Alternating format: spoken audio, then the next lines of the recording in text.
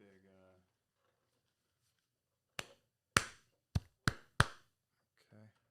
Welcome to another episode. I've got a really special guest, good friend of mine, and I'm really excited to talk to you, Chad. We're so close. I called him Chad. Jesus. Thanks, Jimmy. Yeah, Jimmy. We go way back. That's my boy. I'm with my friend Sean Tedlawi with Nexa Mortgage, and this couldn't be a more important time to have you here talking with me. Thanks for taking the time. Can you just tell us a little bit about you and the company that you're with? Absolutely. Thank you, Jerry, for having me tonight. This is a pleasure. It's a very awesome opportunity. And my name is Sean Tedlawi, and I am a mortgage broker with Nexa Mortgage. Nexa Mortgage is a nationwide independent brokerage agency.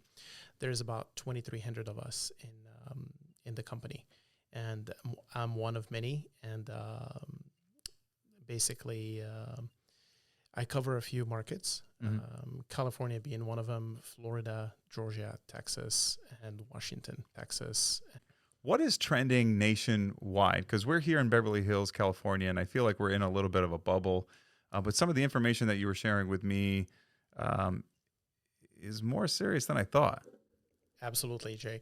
So I came across this information yesterday morning as I was getting my daily update for the mortgage market. And this little tidbit of information was so surprising. As a matter of fact, I mean, you were surprised when I told you about it. No, yeah. I mean, there's several things that I want to talk to you about. One, my lease is coming up with my car, and there was a rumor that it's going to cost me a little bit more this time around. Absolutely. So over the last 3 years, car payments have skyrocketed. As a matter of fact, they have doubled from what they were 3 years ago. It's crazy to fathom that idea of like whatever we were paying 3 years ago, now we have to shell out twice as much just to drive the same thing. It's the nature of the beast in the United States is people are getting into more debt every day. And they're relying on loans, and they're spending more than they're making. And that's what brings us to the next topic is where is the credit card debt going in this country? And it has skyrocketed over the last few years, ever since the pandemic kind of faded out a little bit and kind of left people's minds. People just started spending. How are people able to afford their cars? Like I don't understand. They can do things. So, and you know, the income is the income. The inflation is skyrocketing. Spending is increasing. So people are facing credit card debt, tremendous change. And what's really interesting is as the Fed has been tackling the interest rate and raising the interest rates, well, the first thing that probably a lot of people don't notice is their credit card rates have skyrocketed with them. 3 years ago, we were in the teens. What was the state of credit card debt going into the pandemic, and how did that change during the pandemic? As we went into the pandemic with the stimulus that the government was offering everybody, most people decided that it's a good idea to take that money and use it towards their debt, which was very smart for them to do. What happened after that is as the pandemic started fading away, then people started doing things with their time. They're not confined anymore. They're enjoying life. You know, it's like you just got out of prison in a sense, right? So with all those debts paid off, the credit cards are just glowing in the background. They're like, hey, use me. I got all this money sitting here. Just take me, use me, spend me. If you take a close look at your credit card bill, you probably notice a significant increase in your interest rate from the time that you signed up for that credit card to where you are today. Yeah. As a matter of fact, in the last 12 months, we went from an average APR on a credit card of 14%.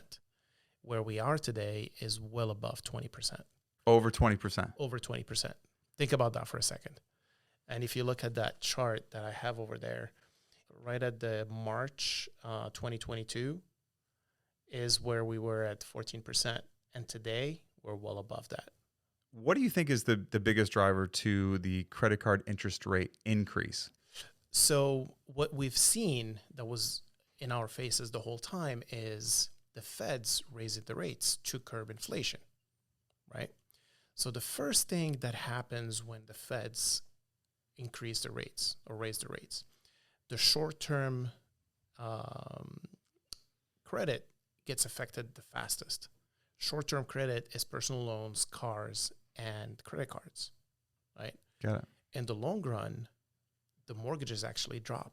You have a pretty interesting approach to how to pay down credit card debt. Can you explain that a little bit? A little bit of a background story behind what I'm going to say. In today's market, after the refi boom that happened 3 years ago, people are sitting on tons of equity in their homes, right? And they have this nice, cushy, little low-interest mortgage that they're afraid of touching because of what the mortgage rates are doing today, right? So you have a 3% mortgage on average. Some have 2, some have upper 3s or 4s, but average is 3%, right? But they're spending the balances on their credit cards, and their credit cards are in the 20s. Okay, so imagine this for a second. You have a mortgage at 3%, and then you have credit cards at, just round number, call it 20%, right? Just to be in the conservative side of things, right? You're drowning in 20% debt, but you don't want to touch a 3% mortgage. You have a way out. If you're drowning in debt, you have a way out. Take some of that equity, refinance your mortgage, pull some money out, take the 7% mortgage. It's 100 times better than a 20% credit card. Do you find that it depends on how much credit card debt you're in for it to make sense for you to do this? Absolutely. So, in order for this to make sense, what I mean by this is the cash out refinance. The cash out refinance is the solution to credit card debt, to really any debt that you have, right? You can take everything that you have as a debt and consolidate it into your mortgage, right? And instead of paying 20% on your credit cards, 14% on your personal loans, 10% on your car, take everything, blend it into your mortgage, and pay everything at 7%. It makes a hell of a lot of more sense than having this variable rates on the different things that you have. Now, there is a couple of strategies that you can do to better your situation, right?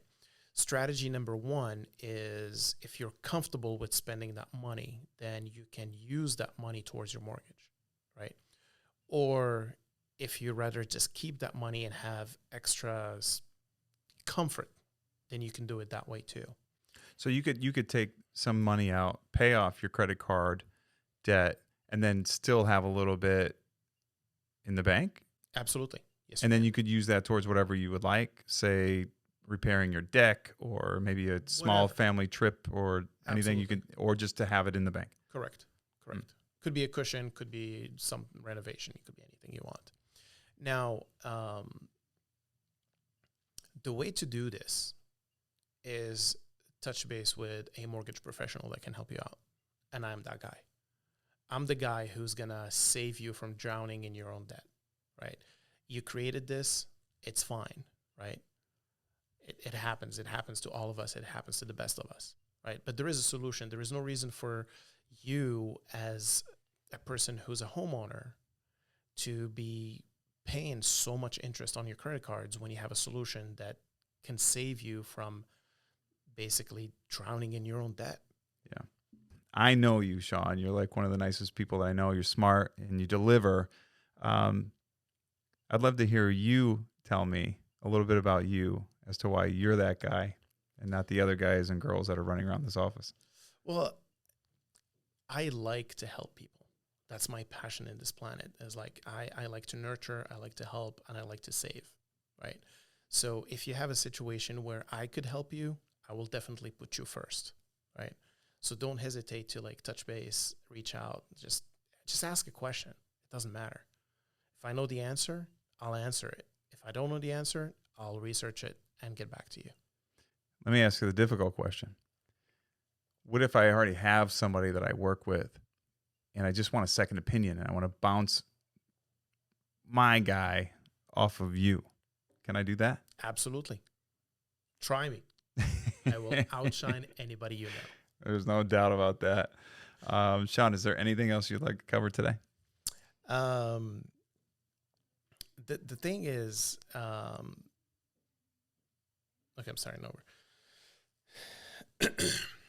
The last point that I'd like to discuss with our audience is, do not be afraid to ask a question. Okay, help is out there. If you don't speak, you're never gonna know.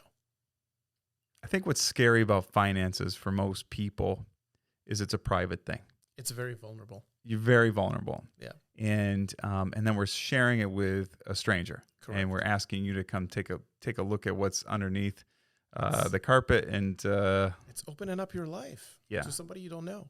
How do I overcome that fear? How do I overcome that anxiety around that? I'm a licensed professional. In order for me to be licensed as a mortgage professional, I had to go through a background check. I had to go through licensing. Not only do I have a federal license, I have a state-specific license, which means the requirements for the state of California are different than the ones that are for the state of Florida. They are different for the state of Texas, different for the state of Washington. For those specific 4 states, each one has its own licensing and educational requirement that's different from the other 3. The fear of dealing with finances or credit score or anything like that would inhibit me of getting in the way of, it would actually get in the way of me reaching out to somebody like you. I got a feeling you've seen it all. So like once you've seen it, I get the sense that people leave feeling better and they have a plan once they've sat down with you. That is very true, Jerry. So as a mortgage professional, I have seen basically every aspect of the spectrum when it comes to credit scores and credit reports and histories and so on and so forth, right? You can rest assured that your file is confidential and it's for my eyes only, and it's for us to discuss, you and I, right? Yeah. If there is a need for credit repair or credit advice, I'll help you to the best of my ability. But if it gets to a certain point where my expertise is not enough, then I will put you with the right people. Sean, I appreciate you, man. You made me feel comfortable in this conversation. I want to ask you just one more thing. What is your favorite part about your job? What is it that you love the most? It's that moment when somebody either gets the keys to their house if they're buying, and they leave me a 5-star review. I absolutely love it because it makes me feel good about the work that I have done, and it makes me feel accomplished because I helped somebody, and that's the goal, is for me to help people every day. Now, for somebody who is already a homeowner that is not buying, they're refinancing for one reason or another, right? In this conversation, we're talking about refinancing and cashing out. So when people get their check and they feel this sense of relief that, yes, I was able to put the monster to bed or get the monster out of my life, and the monster being debt, right? In other situations, have helped people just refinance to reduce their rates. In today's market, it's a little difficult because things are different, but each person has their own story, their own scenario, their own situation that needs to be addressed. So whatever your situation is, come talk to me, and I will be genuine and candid with you and tell it to you the way it is. I'm not going to sugarcoat it. I'm not chasing a deal. I am here to help you. Well said, brother. My social media handle, no matter which platform you prefer to use, is at Shauntad, SHAUNTAD. And as far as phone number goes, you can call me, text me, WhatsApp me at 424-777-3499. All right, brother. Thank you. Till next time. Thank you, Jerry. It was a pleasure. Always. Appreciate you.